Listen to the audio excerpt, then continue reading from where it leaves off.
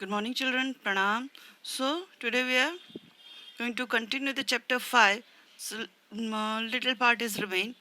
Last lecture, part 2. Okay, part 2 of this chapter, we have I'll explain that the shop was taken by a Englishman. है ना? And a writer, means author, came after so many days.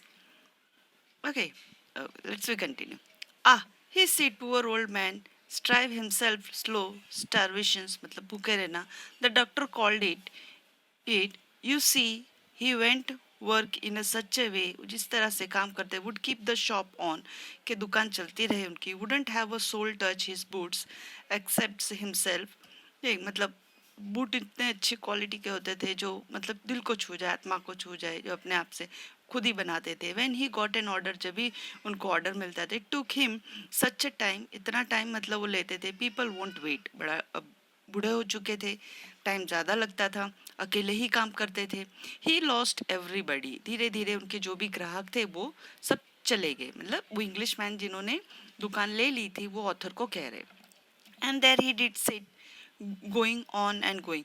अब धीरे धीरे उनकी उम्र होने लगी, काम कम आने लगा क्योंकि लेट काम, वो जल्दी से काम नहीं कर पाते थे. धीरे धीरे उनके सारे जो कस्टमर थे वो चले गए. I will say that for him, मैं यही कहना चाहूँगा उनके लिए, not a man in London made a better boots. कोई ऐसा लंदन में ऐसा कोई पर्सन नहीं, आदमी नहीं उनसे अच्छा बूट बना सकता हो. But look at the competition, लेकिन बिजनेस जो चल रहा है, कंपटीशन का ज़माना है. ही नेवर एडवर्टाइज, पहले ही हमने स्टार्टिंग में पढ़ा था, ठीक है ना, कि कभी भी उन्होंने ना एडवर्टाइजमेंट किया ना शूज़ का कुछ. He never advertise would have been best leather too, इतना अच्छा क्वालिटी का लेदर यूज़ करने के बाद भी वो कभी अपने बिजनेस का एडवर्टाइजमेंट नहीं करते थे. And do it all himself, और खुद ही करते थे, कोई दूसरा कारीगर नहीं रखते थे. देर इट इज़ इसलिए, what could you accept with his ideas, और क्या तुम्हें मतलब तुम और क्या चाहते हो इससे. बट स्टारवेशन मतलब भूखा ही रहना. That may be a bite flory as the say his is, but I know myself, मैं he was sitting over its boots day and night. मुझे जहाँ तक मालूम है कि वो हमेशा अपने बूटों के इर्द गिर्द ही रहते थे दिन रात. To the very last you see, जब मैंने देखा था, I use to watch him, मैंने उन्हें देखा था. Never gave himself time to eat, वो अपने आप को खाने तक के मतलब समय नहीं देते थे. ठीक, क्योंकि अकेले काम करते थे, बुजुर्ग हो चुके थे, तो खाने तक का उनका समय नहीं होता था. और काम कम आता था, पैसे अर्निंग कम होती थी, तो खाना भी उनको. Never had a penny in the house, penny मतलब पैसे, उनके घर में पैसे तक नहीं होते थे. ऑल वेंट इन रेंट, और भाड़े की रेंट एंड द लेदर, जो भी है रेंट पे दुकान चलती थी और लेदर खरीदने में चला जाता था. How he lived so long, तो किस तरह से वो ज़्यादा समय तक जिंदा रहते. I don't know. He regular late his fire go out. He was a character, but he made good boots. Yes, I said he made good boots. मतलब ये जो इंग्लिश मैन है वो ऑथर से कह रहे हैं, और ऑथर सुनते हाँ सही में वो एक अलग अजीब ही कैरेक्टर थे जो बहुत ही अच्छे बूट्स बनाते थे.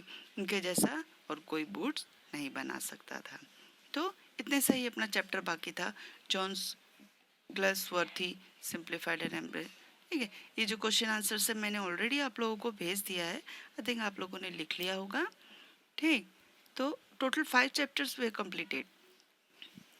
ठीक, ओके, तो यहीं पर हम क्लोज करते हैं. इसके बाद नेक्स्ट चैप्टर 6 जो है, यूनिट 6 पर 6.1 एंड 6.2, पहले मैं पोएम का सेक्शन करवा दूंगी आप लोगों को. ठीक है, फिर आगे काम करेंगे. और इसके बाद जो है पोइट्री सेक्शंस, तो मैंने ऑलरेडी आप लोगों को पहले ही एक्सप्लेन कर दिया था. ठीक है ना, ट्रीज. ठीक, अब ट्रीज के कॉम्पो आएगा, कॉम्पो के टॉपिक मैं आपको भेज दूंगी. You can write your own words, आप अपनी तरह से लिख सकते हो. जो भी टॉपिक है कॉम्पो के वो मैं आपको भेज दूंगी. ठीक है, ग्रुप में. Okay, till then bye, see you in next lecture.